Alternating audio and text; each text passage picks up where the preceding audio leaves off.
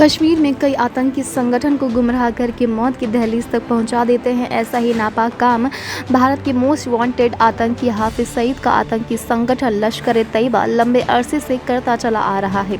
रविवार की देर रात सुरक्षा बलों के साथ मुठभेड़ में लश्कर-ए-तैयबा का टॉप कमांडर मुदासिर पंडित मारा गया। जम्मू कश्मीर में सुरक्षा बलों ने अब तक 3 आतंकी मार गिराए हैं, जिसमें सबसे बड़ा नाम है लश्कर-ए-तैयबा के कमांडर मुदासिर पंडित का। मुदासिर लंबे वक्त से जम्मू कश्मीर पुलिस और सुरक्षा बलों के लिए परेशानी का सबब बना हुआ था।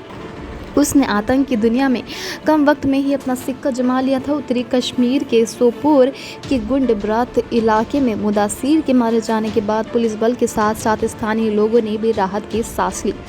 आपको बताते हैं कि कौन है मुदासिर अहमद पंडित, जिसने कम वक्त में आतंक की दुनिया में बड़ा नाम कमाया है।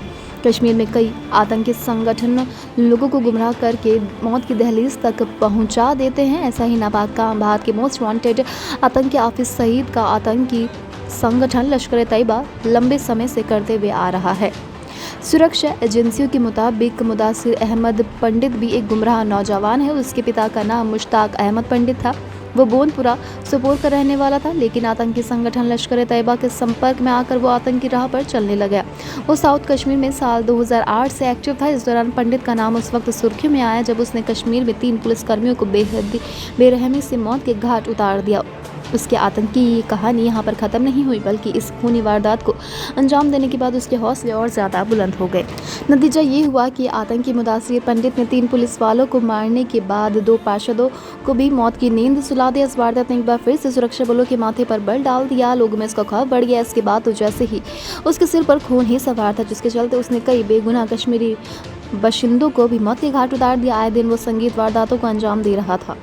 यही वजह थी कि जब वो पुलिस के हाथ नहीं लगा तो सरकार ने उसके सिर पर 10 लाख रुपए का इनाम रख दिया, लेकिन बावजूद इसके वो कानून और सुरक्षा बलों को चकमा देता रहा। अब जाकर सुरक्षा बलों को उसका खात्मा करने में कामयाबी मिली है। लश्कर-ए-तैयबा के टॉप कमांडर मुदासिर पंडित सहित सुरक्षा बलों ने 3 आतंकियों को ढेर कर दिया।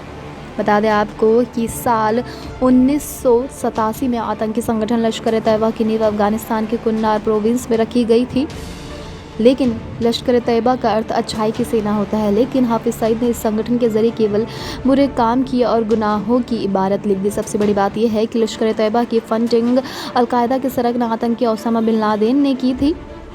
दिसंबर 2001 में अमेरिका ने लश्कर को अपनी आतंकी लिस्ट में शामिल कर लिया था। भारत ने भी इस आतंकी संगठन को बैन कर दिया था।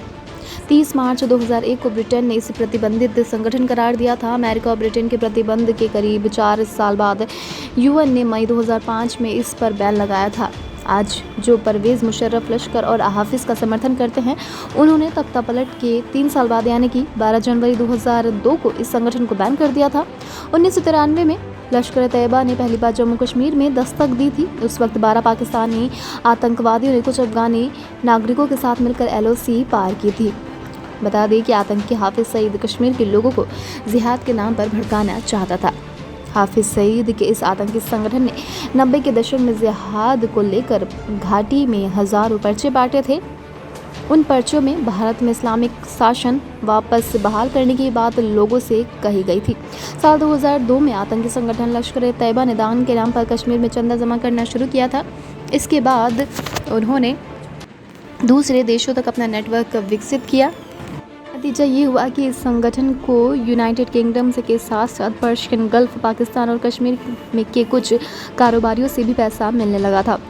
2008 में मुंबई हमले के बाद जब हाफिज सईद पर शिकंजा कसा, भारत ने उसके खिलाफ मिले सबूतों को पूरी दुनिया के सामने रखा तो पाकिस्तान पर कार्यवाही का दबाव बढ़ गया। लश्कर पर बैन लगाने के बाद हाफिज सईद ने दूसरा रास्ता निकाला। उसने जमात-उद-दावा नाम से नए संगठन की शुरुआत की, जो लश्कर के नाम पर पाक अधिकृत कश्मीर में मदरसों के नाम पर आतंकी कैंप चलाने लगा था।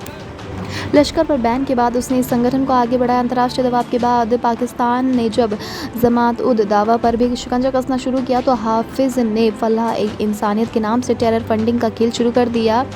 आपको बता दें कि हालांकि जमात-उद-दावा और फलाह-ए-इंसानियत के नाम पर चलने वाले 160 मदरसे, 32 स्कूल, 2 कॉलेज, 4 हॉस्पिटल, 178 एम्बुलेंस और 153 डिस्पेंसरी को पंजाब पुलिस ने सीज कर दिया। हाफिज सईद अपने संगठन जमात-उद-दावा और फलाह-ए-इंसानियत को चैरिटी को समर्पित बताता है, लेकिन इसकी आड़ में वो केवल आतंक फैलाने का काम करता है।